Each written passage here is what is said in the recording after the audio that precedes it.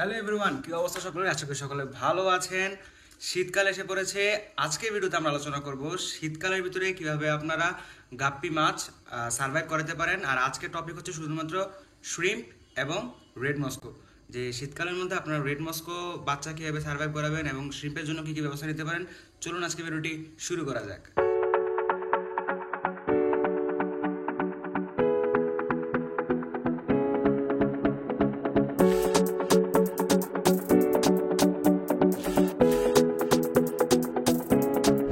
শীতকালে আসলে সবচেয়ে বড় বা বেশি যে প্রবলেমটা হয় সেটা হচ্ছে পানি ঠান্ডা হয়ে যায়। আর অ্যালবিনো প্রজাতির যে গাপ্পিগুলো আছে, বিশেষ করে albino blue topaz, albino red Moscow, এই অ্যালবিনো জাতের মাছগুলা খুবই সেন্সিটিভ হয়। ওরা টেম্পারেচার আর হচ্ছে পানির প্যারামিটার খুবই তাদের এফেক্ট করে তাদের বডিতে, তাদের কালার চলে যায়।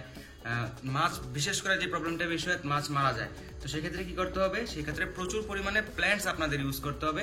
আপনারা যদি দেখেন, আমি অ্যাকাউন্টের মধ্যে অনেক পরিমাণ প্ল্যান্ট আমি ইউজ করছি। তো প্ল্যান্ট হবে কি, প্ল্যান্ট আপনার পানির তাপমাত্রাটা নিয়ন্ত্রণে রাখবে এবং মাছ খুবই অ্যাক্টিভ থাকবে। দ্বিতীয় কথা হচ্ছে খাবার। আপনাকে এই সময় গাপ্পি মাছ খুব কম খায়, অনেক কম খায়, বিশেষ করে রেড মস্কোগুলা খাইতে যায় না, দুর্বল হয়ে যায়। তো আপনাকে খাবার যাই দিবেন অল্প অল্প করে দিবেন, যেহেতু তারা কম খায় অল্প করে দিবেন, বাট প্রোটিন সমৃদ্ধ খাবার দিবেন। বিশেষ করে লাইভ ফুড দেওয়ার ট্রাই করবেন। আর যারা ইনডোরে করেন আমার মতো, ইনডোরে পানির টেম্পারেচার ততটা প্রবলেম হবে না। যদি আপনারা প্লান্টস দেন, টেম্পারেচার কোনো প্রবলেম হবে না। যদি আউটডোরে করেন, দুইটা কাজ করতে পারেন। একটা হচ্ছে ট্যাঙ্কটাকে ঢেকে রাখতে হবে আপনাদেরকে, যাতে ঠান্ডাটা না পড়ে। আর দ্বিতীয় কাজ হচ্ছে আপনাদের water change and floating plant, এই দুইটাকে আপনাকে রাখতে হবে। ওয়াটার চেঞ্জ উইকে একবার বা দুইবার করতে হবে। বেশি বেশি ফ্লোটিং প্ল্যান্ট ইউজ করতে হবে, যাতে উপরের সারফেসটা আপনার গাছ দিয়ে প্ল্যান্ট দিয়ে ঢাকা থাকে। তো শ্রিম্পের ক্ষেত্রে আমি আমাদের যে ট্যাঙ্ক, দুইটা ট্যাঙ্ক আছে, একটার মধ্যে অলরেডি আমি রেড শ্রিম্প রাখছি, আর একটা তৈরি করবো ব্লু শ্রিম্পের জন্য। শ্রিম্প পালন করার ক্ষেত্রে ট্যাঙ্কে কি ধরনের প্রস্তুতি করতে হয় এটা নিয়ে আমরা দেখবো। তারপর আমরা যাব হচ্ছে রেড মস্কোর বেবিগুলো আমি কিভাবে টেক কেয়ার করতেছি। তো চলুন আজকে ভিডিওটি শুরু করি। তো দেখতে পাচ্ছেন, এখানে আছে আমার রেড মস্কো, এখানে আছে আমার শ্রিম্প। দুইটার কালার 100% অ্যাকুরেট। আপনি দেখতে পারবেন যে কোনো ধরনের ফিনের মধ্যে কোনো প্রবলেম বা হচ্ছে কালারেশনে কোনো প্রবলেম। শ্রিম্পে যদি বলেন, যতটা শ্রিম্প দেখেন, 3টা শ্রিম্প আমি এখানে ছাড়ছি এবং 3টা শ্রিম্পে একদম পারফেক্ট আছে। এখানে আমি অলরেডি শ্রিম্পের একটা ট্যাঙ্ক আছে এবং আমি টপ দিয়ে রাখছি। কেন টপ দিছি, কিভাবে টপ দিছি, কি ব্যবস্থা করতে হবে তা নিয়ে আজকে আলোচনা করব। তো আমি আমার রেড মস্কো ফ্রাইগুলাকে নিয়ে আসবো বারান্দা সেটআপে, কারণ আউটডোরে রেড মস্কো হয় অনেক ব্রাইট কালার। তো এজন্য আমার বারান্দা একটা ট্যাঙ্ক খালি করতে হবে। এইখানে আমার কিছু ফ্যান্সি মিক্স গাপ্পি আছে, যেগুলো হচ্ছে কৈটাক্সিডো সান্টা ক্লজের ব্রিড। এগুলাকে আমি ধরে মেল ফিমেল আলাদা করে দেবো। আপাতত ব্রিডে দিচ্ছি না, তাই আমি সবগুলোকে পিক করে নিচ্ছি। এগুলো অলরেডি কিছু বাচ্চা দিয়ে দিয়েছে, তাই আমি বাচ্চাগুলোকেও ধরে নিচ্ছি। তো এই দুইটা বাটিতে আমি মেল এবং ফিমেলগুলা এবং বাচ্চাগুলাকে উঠে নিচ্ছি। এগুলাকে আমি আলাদা আলাদা করে নিয়ে যাব। তো দেখতে পাচ্ছেন অলরেডি আমি উঠে ফেলছি। বড়গুলো আমি বারান্দাতেই রাখবো, মেল ফিমেল আলাদা করে 2 ভাগে রেখে দেবো। আর যে বাচ্চাগুলা বা ফ্রাইগুলো আমি পিক করছি, ফ্যান্সি মিক্স গাপ্পির ফ্রাই, এইগুলাকে আমি ইনডোরে বড় করব, কারণ ফ্যান্সি মিক্স গাপ্পি বাইরের রোদের মধ্যে এতটা ইম্পর্টেন্ট না। আমি ভিতরে ঠিকঠাক প্রপার খাবার এবং লাইটিং দিলে ওইগুলার কালার, যেহেতু মিক্স গাপ্পি, ওইগুলার কালার আমি ইনডোরেও আনতে পারবো।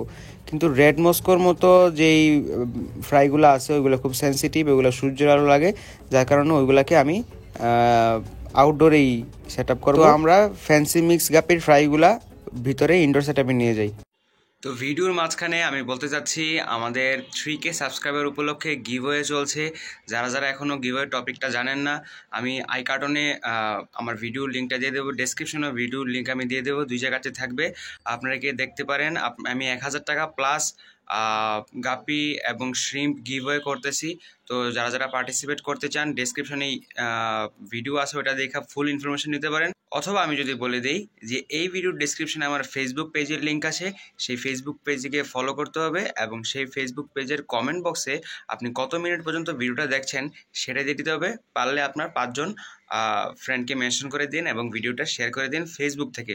অবশ্যই এই গিভওয়ের পার্টিসিপেন্ট নেওয়া হবে ফেসবুক থেকে। এই গিভওয়ের অ্যানাউন্সমেন্ট দেওয়া হবে শুক্রবার রাত 9টায়। আজকে হচ্ছে বুধবার, আগামী শুক্রবার রাত 9টায় আপনারা গিভওয়ের রেজাল্ট পাবেন। লাইভে এসে আমি আপনাদের গিভওয়ের রেজাল্টটা পিক করব। তো তাড়াতাড়ি গিয়ে গিভওয়ে অংশগ্রহণ করে নিন। তো নিয়ে আসলাম আমাদের গাপ্পি ফ্রাইগুলাই ইনডোর সেটআপে।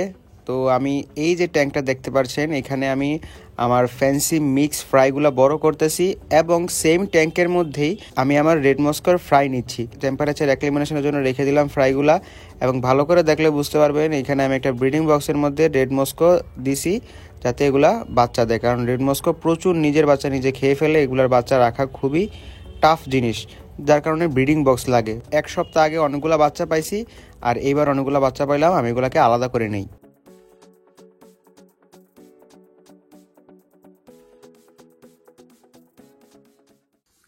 তো আমি এই কন্টেনারটার মধ্যে আমি 7 থেকে 10 দিন বয়সী রেড মস্কোর বেবি রেখেছি।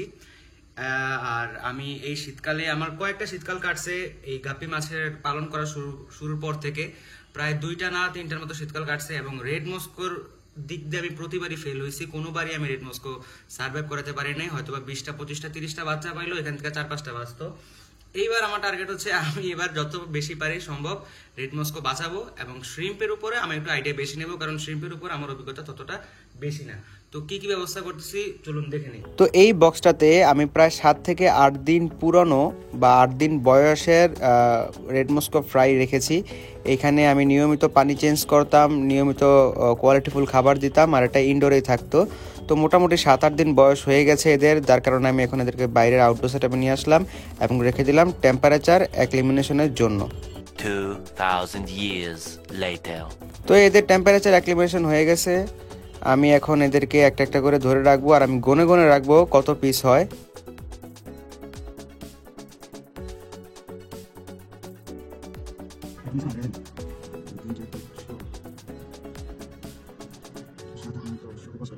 তো মোটামুটি 25 পিসের মতো বেবি আমি এখানে পেয়েছি। আর যেহেতু আমি বারে বারে বলি যে প্ল্যান্টস অনেক অনেক অনেক গুরুত্বপূর্ণ, তো আমি কিছু ফ্লোটিং প্ল্যান্টস দিয়ে দেবো আমার এই গাপ্পি ফ্রাইয়ের রেড মস্কো গাপ্পি ফ্রাইয়ের ট্যাঙ্কটার মধ্যে। আমার প্ল্যান্ট নিয়ে রিসেন্টলি একটা কাহিনী হয়েছে, সেটা হচ্ছে আমি আমার প্রত্যেকটা ট্যাঙ্কে মাত্রার অতিরিক্ত মিথাইল ব্লু ইউজ করেছি। দেখতেই পারেন নিচের প্লাস্টিকগুলো নীল হয়ে গেছে, আমি বুঝতে পারি না যে মিথাইল ব্লু এত পরিমাণ পড়ে যাবে। আমার ট্যাঙ্কে যত পরিমাণ হর্নট ছিল, প্রায় 1-1.5 কেজি হর্নট, সবগুলো হর্নট এই অতিরিক্ত মিথাইল ব্লু ইউজ করার কারণে মারা গেছে, যার কারণে আমার কাছে খুবই অল্প পরিমাণ প্ল্যান্টস আছে। তো এখন আমি যে নতুন রেড মস্কো বেবিগুলো পেয়েছি, এখানেও প্রায় 20-25 পিস বেবি আছে, এগুলো মাত্র 1 দিন বয়স। এগুলাকে আমি আগের বাটিটাতেই রেখে দেব নতুন পানির সাথে, যাতে করে এখানে ওরা 1 সপ্তাহ গ্রো করতে পারে, এবং 1 সপ্তাহ পরে এদেরকে আমি সেই বাইরের বারান্দার ওই রেড মস্কোগুলোর সাথে মিশিয়ে দেব। তো দেখতে পাচ্ছেন এখানে অলরেডি আমার যে মিক্স গাপি ফ্রাইগুলো ছিল ওইগুলো টেম্পারেচার অ্যাক্লিমেশন হয়ে গেছে। আমি এদেরকে এদের ট্যাঙ্কে ছেড়ে দিচ্ছি এবং এগুলা এখানেই গ্রো হবে সুন্দর করে। তো এখানে দেখতে পাচ্ছেন এগুলা সাঁতার কাটতেছে, ফ্রাইগুলা অনেক সুন্দর দেখা যাচ্ছে। এইবার আমাকে করতে হবে হচ্ছে শ্রিম্পের জন্য ট্যাঙ্ক প্রস্তুত। এখানে দেখেন শ্রিম্পের ট্যাঙ্ক আমার, এটা আমার শ্রিম্পের ট্যাঙ্ক। অনেকগুলো শ্রিম্প সেল হয়ে গেছে, কিছু পরিমাণ শ্রিম্প জাস্ট খালি আছে, বেশি নাই। এবং এদের কালারগুলো দেখতে পাচ্ছেন ট্রান্সপারেন্ট কালার হয়ে গেছে। এর কারণ হচ্ছে এদের টেম্পারেচার এবং পানি। আমি যদি আমার ট্যাঙ্কের শ্রিম্পগুলো দেখাই, ট্যাঙ্কের শ্রিম্পগুলো আমার টকটকে লাল, অনেক সাইজ বড় হয়ে গেছে এবং প্রচুর লাল হয়ে গেছে। কিন্তু সেই তুলনায় আমার এই ট্যাঙ্কেরগুলো বড় হয় নাই, কিন্তু ছাড়ে এবং ধরে, মানে মাঝে মাঝে লাল হয়ে যায়, মাঝে মাঝে ট্রান্সপারেন্ট হয়ে যায়। তো আমি এদের এনভায়রনমেন্ট একদম পারফেক্ট করে করার চেষ্টা করব। আমি এখানে প্ল্যান্টস ইউজ করব এই রেড শ্রিম্পে। এবং এই যে ট্যাঙ্কটা দেখতে পাচ্ছেন, এটা মূলত ইলেকট্রিক ব্লুয়ের ট্যাঙ্ক এখন আছে, আমি এটাকে চেঞ্জ করব। তো চলুন ইলেকট্রিক ব্লুগুলোকে আমরা এখানে সেট আপ করে আমরা এই ট্যাঙ্কটাতে ব্লু শ্রিম্পের জন্য প্রস্তুত করি। তো এখানে আমি বোতল নিয়ে নিয়েছি কিছু, এগুলা কেটে আমি তৈরি করব আমাদের গাছের জন্য টব। তো আমার কাছে অনেকগুলো পুরানো বোতল আছে, আমি এই বোতলগুলো নিছি জাস্ট যাতে আমি এখানে কিছু মাটি দিয়ে কিছু প্লান্টেড ট্যাঙ্ক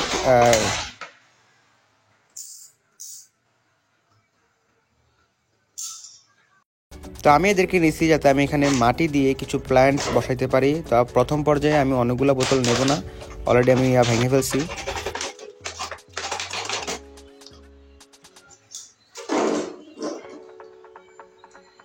তো এগুলো আমি ভালো করে পরিষ্কার করে ধুয়ে নিছি। এখানে আছে আমার নর্মাল গার্ডেনিং সয়েল, যে বাগানের যে মাটি ওইটাই আমি ইউজ করতেছি, বেশি বাজেট আমার নাই। আর এদের উপর দিয়ে দেওয়ার জন্য আমি নিয়েছি হচ্ছে সিলেট বালু বা হচ্ছে লাল বালু, যেটা কনস্ট্রাকশনের জন্য ইউজ করা হয়। তো আপনারা যারা বাসায় এরকম টব তৈরি করতে চান আমারটা দেখে দেখে করতে পারেন। বোতলের নিচের পার্টটা কেটে নিয়ে মাটিগুলোকে ঝুরঝুরা করে উপর দিয়ে আমরা একটা বালির লেয়ার দিয়ে দিব, যাতে করে নিচের মাটিটা ঘোলা হয়ে পুরো পানিকে ঘোলা করে না দেয়, এই বালুটা মাটিটাকে চাপা দিয়ে রাখবে। তো এইভাবে আমার খুব শর্টকাটে একটা টব তৈরি করা শেষ। ঠিক সেমভাবেই আমি আরও 2টা টব বানিয়ে নেব।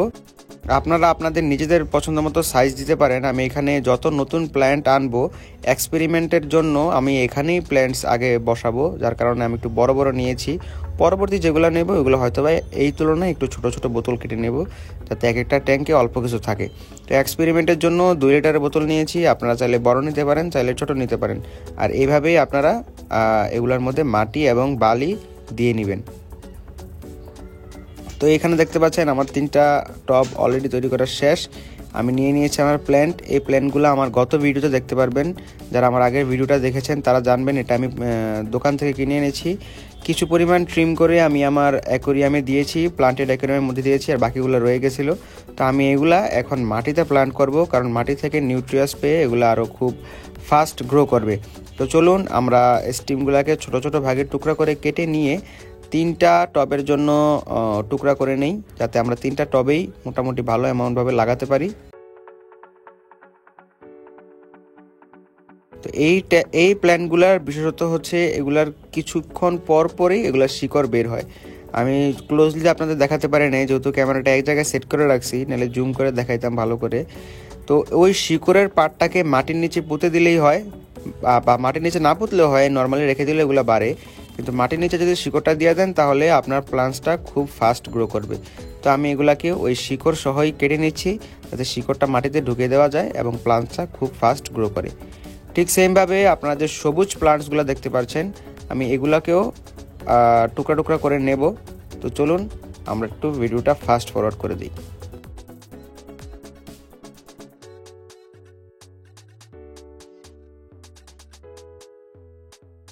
তো এখন আমি একে একে প্রত্যেকটা টবের মধ্যে 3টা করে 6টা, 3টা হচ্ছে সবুজ প্ল্যান্ট, 3টা লাল প্ল্যান্ট, 3টা করে 6টা আমি পুঁতে দিচ্ছি। এবং এই প্ল্যান্টসগুলোর নাম আমি এখন পর্যন্ত জানি না, কিন্তু মজার বিষয় হচ্ছে প্ল্যান্টসগুলো খুব সুন্দরভাবে গ্রো করতেছে এবং প্ল্যান্টের প্রতি আমি একটু দুর্বল হয়ে যাচ্ছি। আমার মনে হয় আমি রিসেন্টলি আরও কিছু প্ল্যান্ট আনবো। প্ল্যান্ট আমার কাছে খুবই ভালো লাগতেছে, কারণ প্ল্যান্টের কারণে শ্রিম্পের কালার, অন্যান্য মাছের কালার খুবই ভালোভাবে গ্রো হয়ে যায় এবং মাছেরা খুব হ্যাপি থাকে এইসব প্ল্যান্ট পায়া।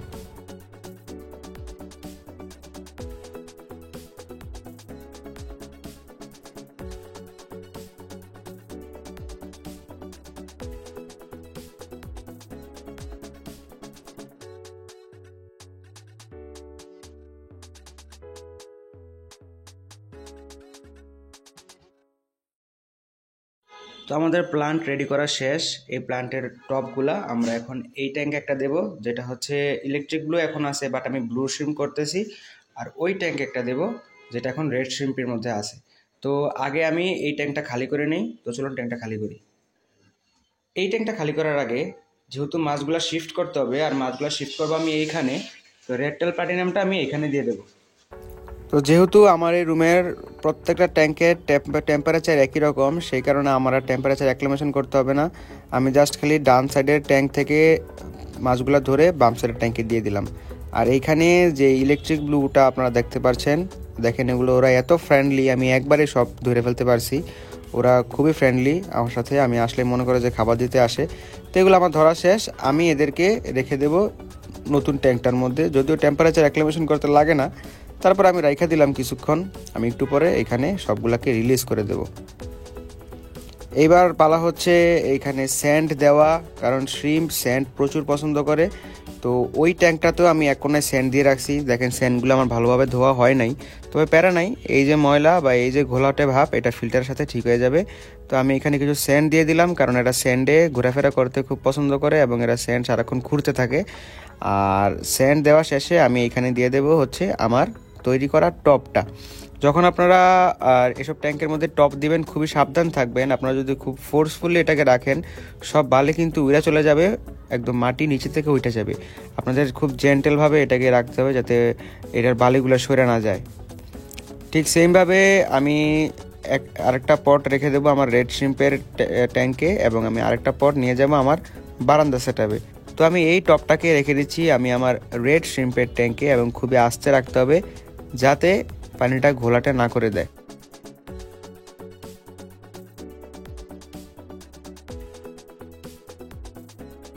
দেখেন খুবই সুন্দর দেখা যাচ্ছে। টপ রাখার পর আমাদের ট্যাঙ্কগুলো দেখতে আরও সুন্দর লাগে।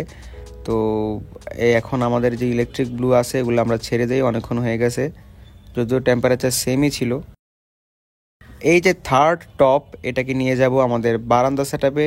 চলুন বারান্দা সেটআপে নিয়ে যাই, এবং যেইখানে আমরা রেড মস্কোগুলো ছাড়ছিলাম সেই রেড মস্কোর ট্যাঙ্কের মধ্যে আমরা এই টপটা রেখে দিই, কারণ আমার মেইন টার্গেট হচ্ছে প্রত্যেকটা ট্যাঙ্কে প্রপারলি, যেগুলোতে বিশেষ করে গাপি মাছ গ্রো করবে, প্রপারলি প্ল্যান্টস থাকুক। এই মুহূর্তে শ্রিম্পের সর্ববৃহৎ খাবার এবং ঔষধ সেটা হচ্ছে বাদাম পাতা। এই বাদাম পাতার পানি ওদের ট্যাঙ্কের ঔষধ হিসেবেও লাগে, কারণ পিএইচের যে প্যারামিটারটা ওইটা কন্ট্রোল করে আমাদের বাদাম পাতা, এবং শ্রিম্প বাদাম পাতা খেতে খুব পছন্দ করে। তো আমাদের এক কাজে দুই কাজ হয়ে যাবে। তো মোটামুটি ছিঁড়া দিলেই হয়, কিন্তু আসলে আমি একটু আজেরা মানুষ, যার কারণে এই বাদাম পাতাগুলা সাইজ করে ডিজাইন করে কাটতেছি। এই ছোট ছোট 3টা টুকরা আমি কাটতেছি। এই 3টা টুকরা দেবো হচ্ছে আমি আমার অ্যাকোরিয়ামে, যেটা প্লান্টেড অ্যাকোরিয়াম, সেই অ্যাকোরিয়ামে। এই জন্য আমি ছোট ছোট করে কাটিয়ে নিতেছি, কারণ ছিঁড়া দিলে ভালো লাগবে না। এমনি অ্যাকোরিয়ামটা দেখতে সুন্দর লাগতেছে, এখানে র্যান্ডমলি দিলে ভালো লাগবে না। তাই আমি পাতার সাইজ করে বাদাম পাতাগুলো কাটলাম, নর্মাল পাতার সাইজ করে। আর অন্য যেই 2টা ট্যাঙ্ক আছে ওই ট্যাঙ্কে আমি জাস্ট খালি পাতাগুলাকে নিয়ে রেখে দেব, এবং রাখার পরেই দেখতে পাবেন যে এই পানিগুলা 1 থেকে 1.5 ঘন্টা বা 2-2.5 ঘন্টা পরে একদম লাল হয়ে যাবে, এবং ওই লাল পানিটাই আমাদের শ্রিম্পের জন্য ঔষধি লিকুইডের মতো কাজ করবে। তো যে বাদাম পাতাগুলো আছে আমি ওইগুলোকে দিয়ে দিই। তো আমরা ভিডিওর প্রায় শেষ পর্যায়ে আছি। আমাদের রেড শ্রিম্পের ট্যাঙ্ক তৈরি প্রস্তুত শেষ, আমাদের ব্লু শ্রিম্পের ট্যাঙ্ক প্রস্তুত করা শেষ, এবং কি রেড মস্কোর যে বেবি পালন করার জন্য যে ধরনের পদক্ষেপ নেওয়া ওইগুলোও শেষ। তো নেক্সট আমাদের মাছগুলোর সাথে কি হয় এটা পরবর্তীতে আমরা দেখবো। আজকে ভিডিও এতটুকু পর্যন্তই, দেখা হচ্ছে পরবর্তী কোনো ভিডিওতে। ততক্ষণ পর্যন্ত সবাই ভালো থাকবেন, সুস্থ থাকবেন।